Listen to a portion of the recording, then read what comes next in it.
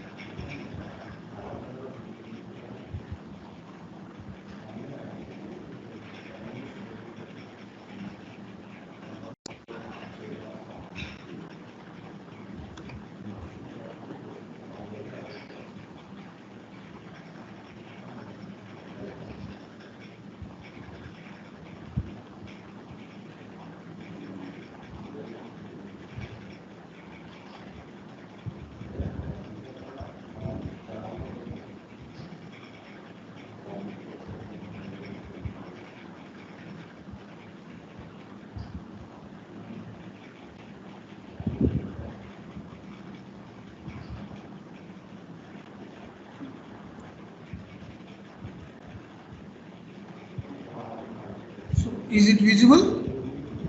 My screen? So please respond anyone. So I'm unable to see the chart. That's why please respond. Yes, sir. It is.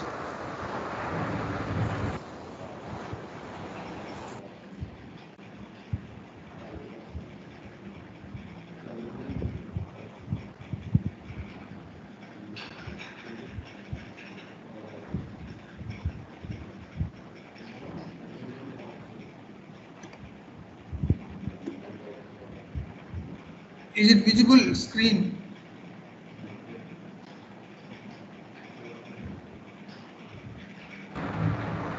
Yes, sir, it is visible, sir.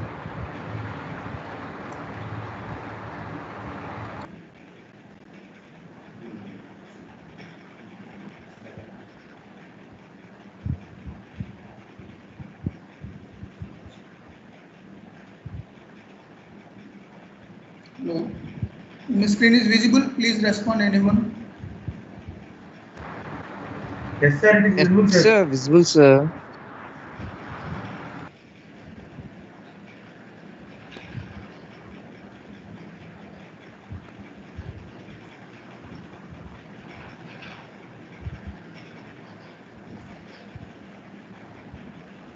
Anyone please respond.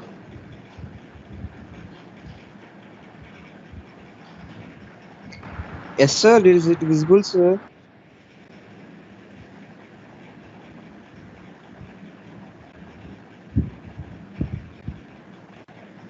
So, okay, then. So today we will talk about visual inspection. So then we know that why are doing this visual inspection.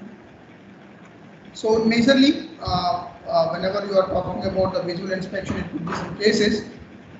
So wherein physical access to the area that you want to examine is limited, or maybe visibilities are limited.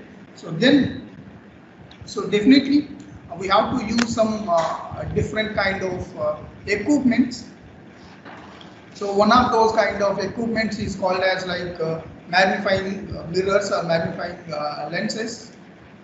So as well as that microscopes.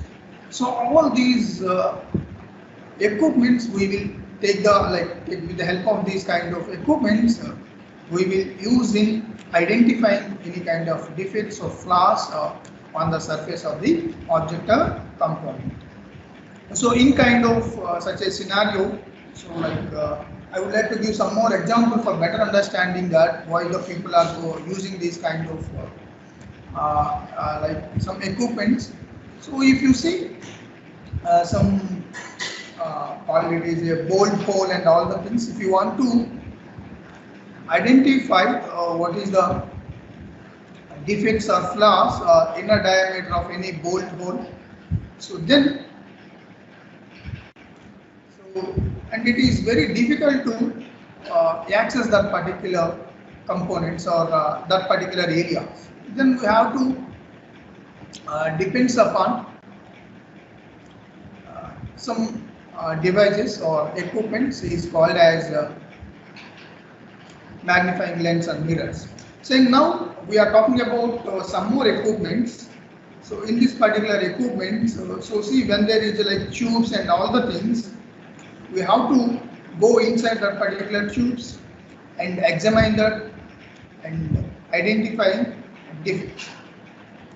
So in that particular situations, we have to use boroscopes. These kind of boroscopes are very useful to inspect the diameters.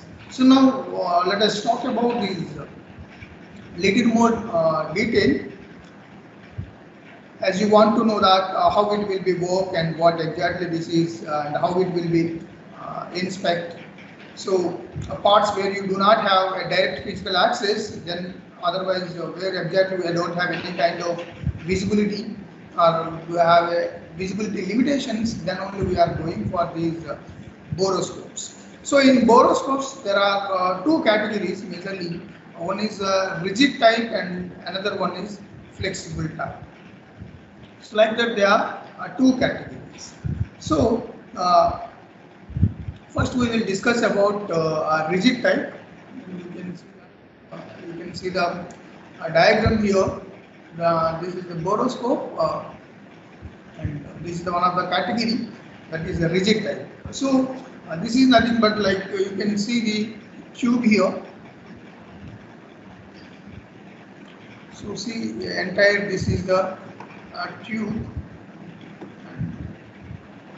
The diameter of which will always, the diameter of the tube is depend upon the diameter of the part or diameter of the area that you are trying to inspect. So there is a range.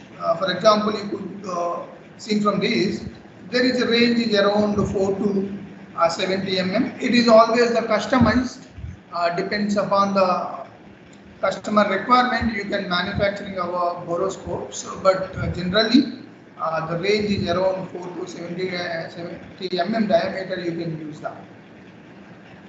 And also you can see that for boroscope there are two ends. Consider, for example, this is the end one and this is the another end two. So there are two different ends and one end. So the end one is also called as digital end. We will call it is a digital end.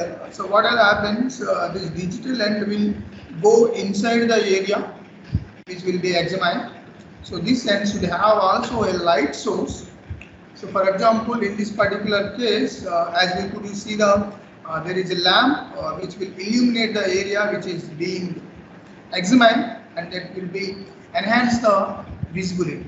So whenever you have like lamp, or if you are using some light source, then obviously whenever it is going inside the tube or some area, then it will illuminate the light and you can enhance the illuminance of that particular area. So and also in this particular end we have objective lens also. So you can see that objective lens. So what exactly this objective lens will form the image and it will transfer to the another end.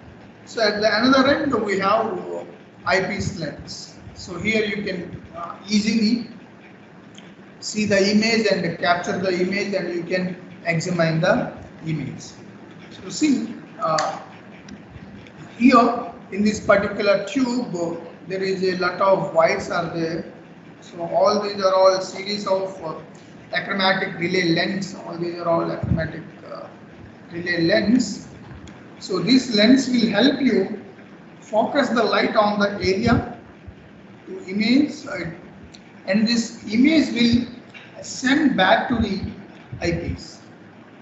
So eyepiece is the another end that you consider as the end 2.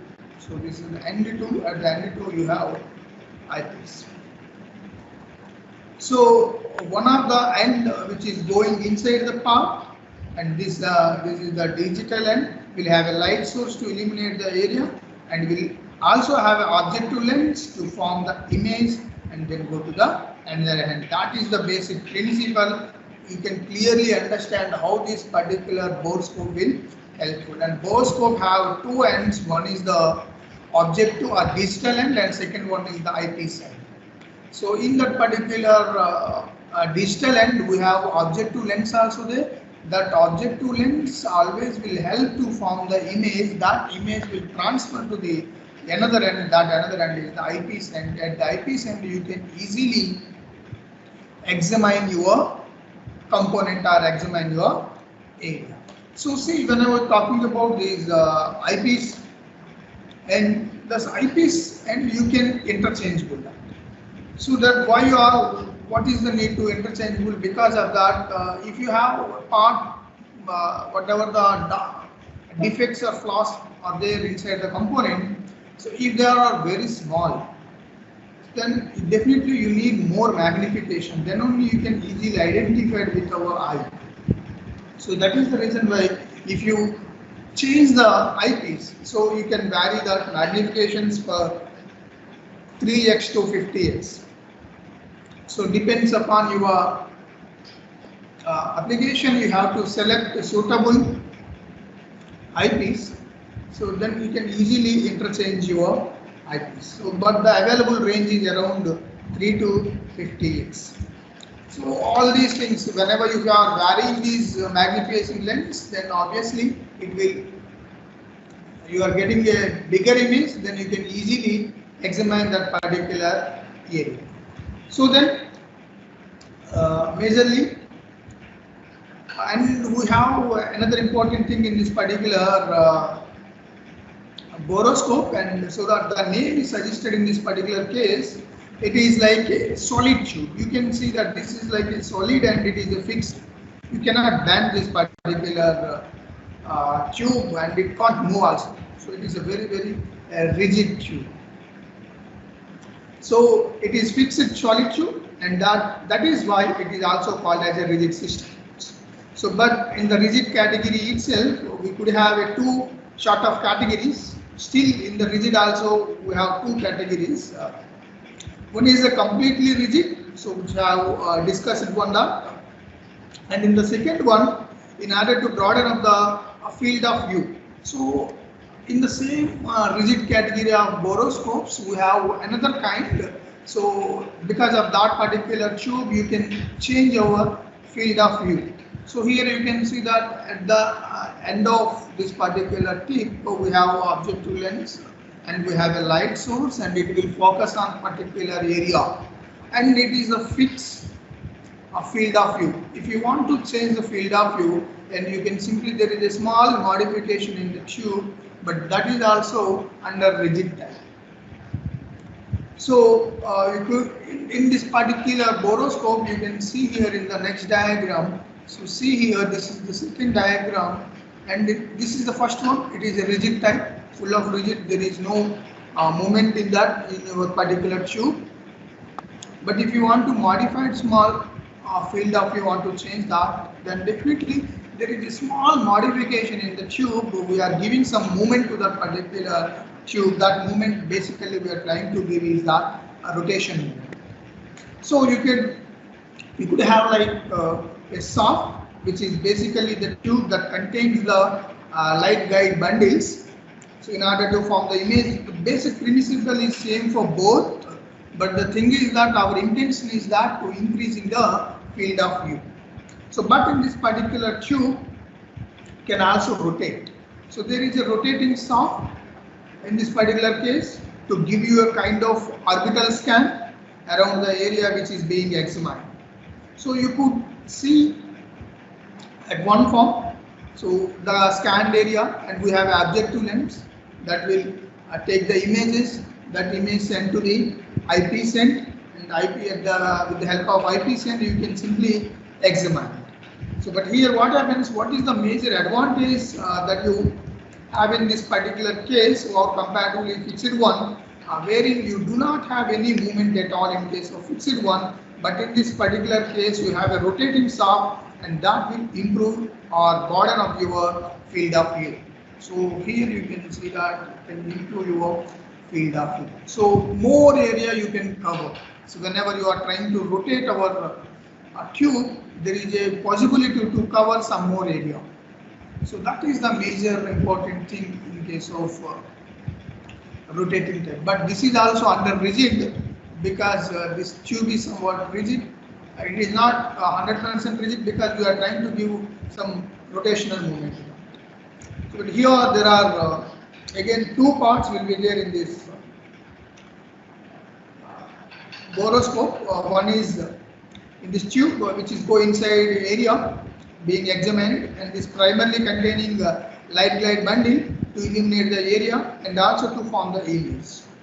So this will be connected to the light source, and then the another hand you have an eyepiece connected, and there is some mechanical attachment over here through which you could able to control the rotation or orbital scan. So then obviously we are maintaining some mechanical attachment here. With the help of that mechanical attachment you can simply control the motion. You can nothing but you can move clockwise, anti-clockwise, angles, how much angle you want to move. So all these things you can control. So for that you need one mechanical attachment here. So and this is the we are discussed about borescope. In the borescope this is the rigid end. In the rigid borescope, so we have one is the rotational type and another one is the fully rigid. And we are talking about some more details and in the borescope. So that is in some cases you need to have more flexibility. In C, you may have to go around inside the area which is being examined. Sometimes definitely you have to move some more areas, some complex areas you want to examine. But because of this rigid, it is very difficult to enter in each and every area in your component. So in those particular cases, the kind of rigid system will have some limitations, some difficulty, because you need to move around here and there around the examination area. So then to overcome this difficulty, there is another kind of system which is called as a flexible borescope. You can see that there is a flexible borescope on screen. So see there is a wire. The wire will have some flexibility. So with the help of that flexibility, your wire can move at any location. So then, so here you can see this particular tube. We have in this particular case, it is a highly flexible one. You can easily bend. There is no difficult in the bending, but whenever you compare it with your previous borescope, that it is very difficult to bend off the tube. Then, so that is the limitation. So you can easily overcome that limitation with the help of this flexible borescope, so that we can move around and go around where exactly you want to cover at different locations or areas, and also you can go with the different angles also. That all things are possible by these flexible borescope. So this, because the flexibility of the tube will help you out in moving around and going around, and you can cover all the border area in part and then enter the component. So that is our majorly purpose here of this particular flexible borescope. So whenever you want to examine on particular area, so where you do not have a physical access, so the same thing, but when there is a very critical areas, you cannot move with that, you cannot go with that rigid borescope. So that is possible by this flexible borescope. So you can let us see what are the different parts in this particular flexible borescope as comparatively rigid. So here the basic function is the same. You need to form one image at this and any particular end, majorly the digital end. So at this digital end we have object to lens. So because of this particular object to lens, image will be formed. So this digital end which will goes inside the area which is being examined, and this image is being transferred to the another end where you have eyepiece lens, through which you see the area, the image of the area, and then analyze. That is the same function what I have discussed in the earlier place. So and there is a small different parts are there as comparatively rigid. Then you can see here the flexible borescope in this particular image. So here the basic function is the same, but there is a different parts. So in this particular case, there are basically two light guide bundles there. One is form the image and to carry the light to the area being examined to illuminate it, and also form the image. And there is another one, light guide bundle, so which is known as the image guide. And you can clearly understand that one is the light and second one is the image guide. And so both of these are made up of optical fibers. You can see there are a different kind of optical fibers will be there. So these optical fibers, one is that it will guide your light, and another one is that guide the image. So both are different. So one, you can see that there is a light guide, and here you are getting some image guide. So this is your image guide, and here there is a light guide. There are two different kinds of parts, but in case of as rigid borescope, we have only one light, only light guide. So with the same fiber, so image will transfer. So and here, whatever the fibers we are using, that the fibers having size around 30 micrometer dia. So whatever the optical fibers we are using, that the diameter is around 30 micrometers. So with the help of this image guide bundle and the light guide bundle, which is made up of optical fibers, you will be able to form the image first. So this will be connected to the light source, as I said, to carry the light all the way to this end, illuminate area, and then form the image. And then once the image is formed at this end, means at the objective lens end, then it could be transferred to the eyepiece end. And this is the major working principle of your flexible borescope. And we have another like possibility is there. If you are connected any kind of CCD image sensors, so with the help of CCD image sensors, you will get some more bright images.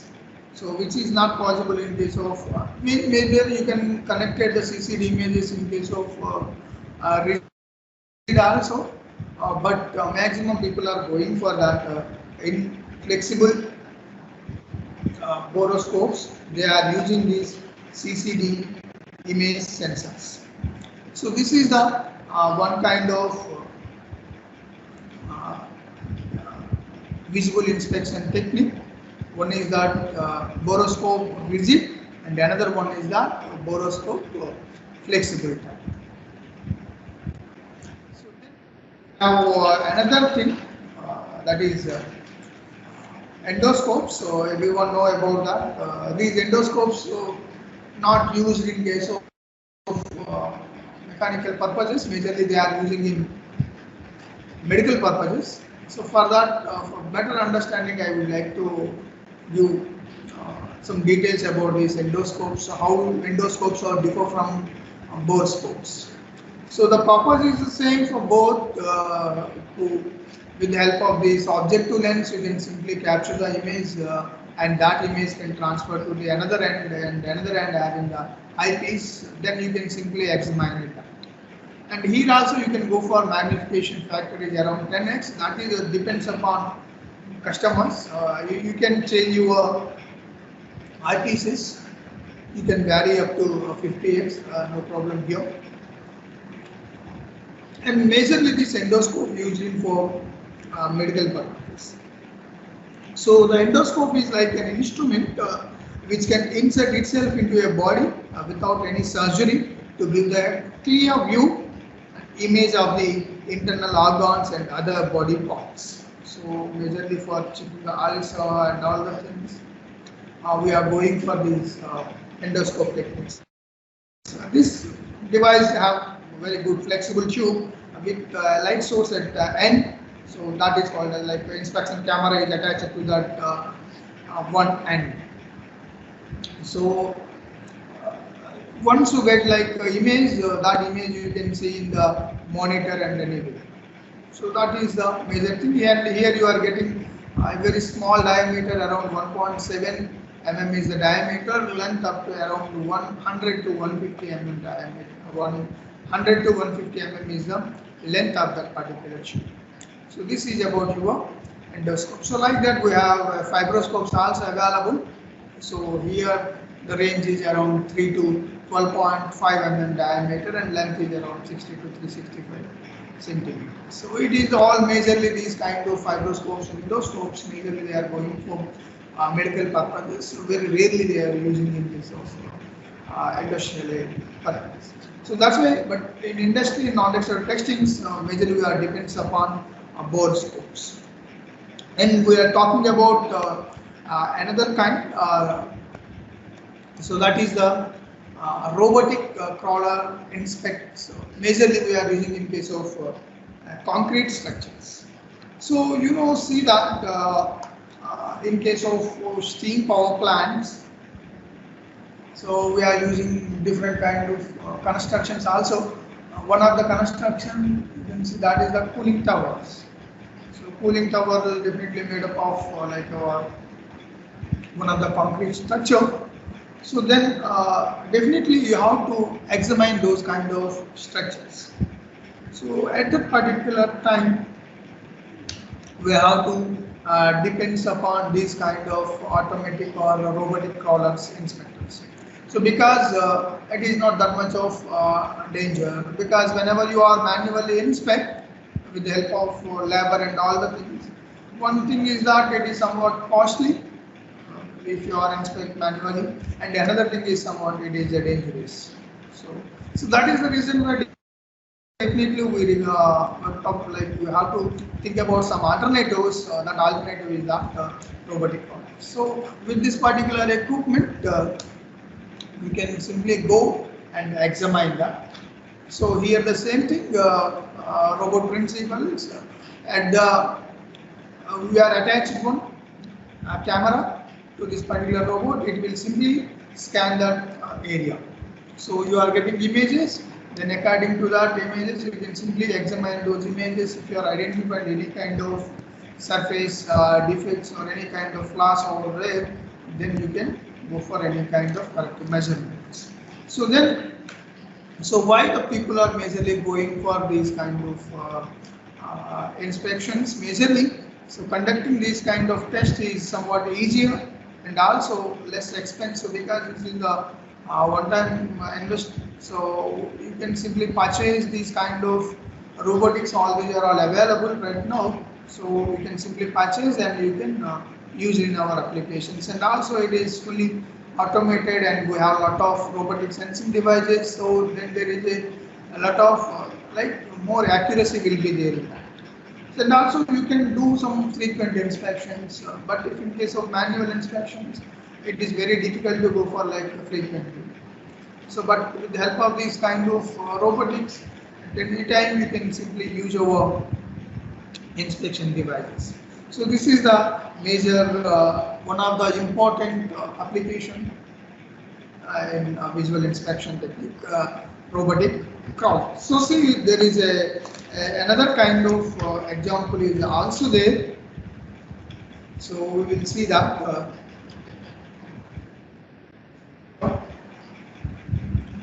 In particular, so here this is the robotically developed visual inspection for extended work like vertical pipeline assessments. So in case of gas industries, gas and oil industries, we have a different kind of pipelines, and pipelines, some pipelines are horizontal and some pipelines are vertical.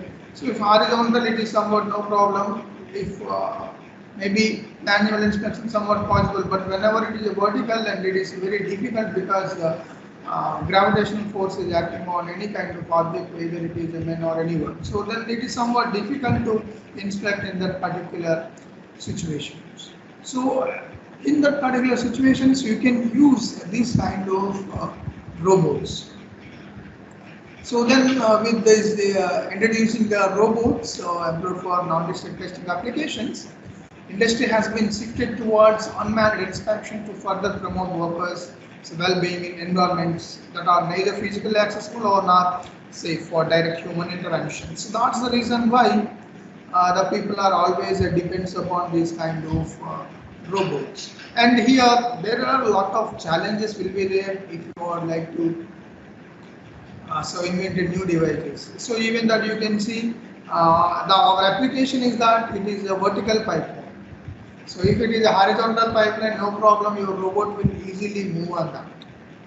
But here the challenge is that one challenge is that if you don't have a proper gripping, then again our robot may chance to fall down. So that's why there are some more challenges also there in this particular applications. So, but in major gas and oil industries, for inspection purpose, they are depends upon these robot systems. And the robot systems, they are like attached some images like cameras.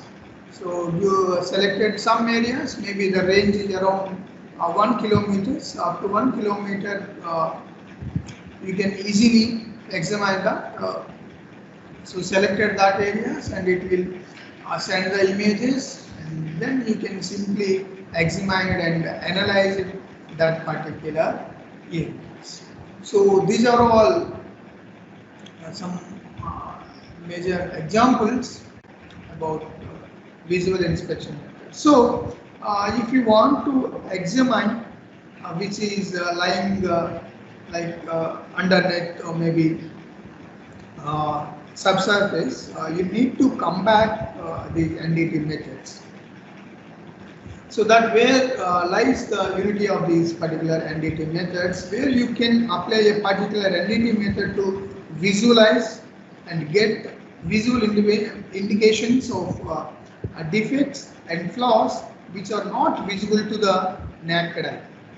So that the purpose of this particular course to see how exactly particular NDT method is applied to make visual indications of defects and flaws, which are either on the surface, subsurface, or into the bulk of the materials. But till whatever we are discussing, all these are all methods like magnifying lens or robots or maybe microscopes. All these visual inspection tools will help to identifying only surface defects. So if any kind of defect below the surface or maybe the bulk of the material, or it is very difficult to identify with this help of all visual inspection methods. So that's why in the previous class we have classified NDT methods are majorly two different categories, like we have visual inspection methods, liquid penetration method, and magnetic particle methods. All these are all under one category. All these methods will help to identify many flaws or defects if all the defects and flaws are on the surface. But when the defects or flaws are inside the material, then definitely you have to select a different kind of NDT method. So that's maybe the ultrasonic test, or maybe radiography test. So these kind of are acoustic emission tests. So all these tests will help to identify if the flaws are inside the material. Okay. So I hope you understand this non-destructive testing method, visual inspection method. So I would like to conduct one poll question. So please be ready for that.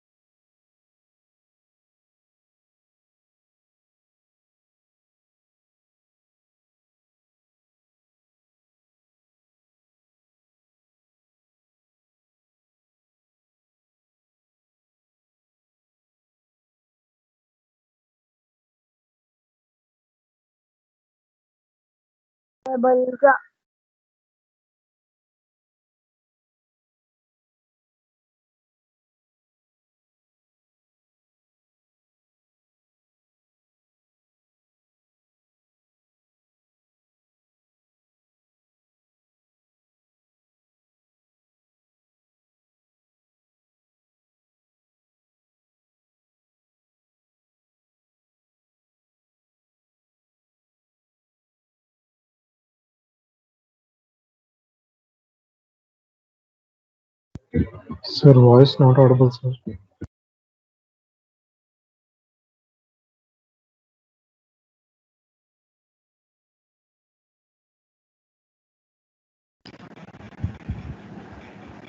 So please go through these poll question. My question Over, sir. is the resolution of I.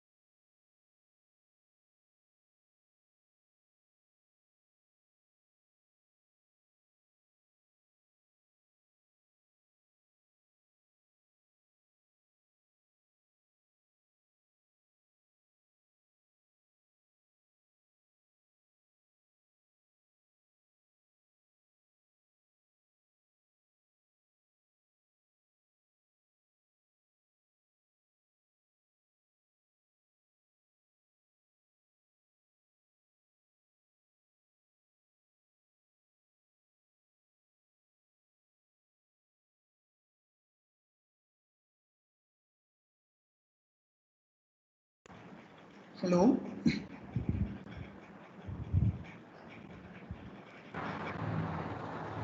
Yes, sir. Yes, sir.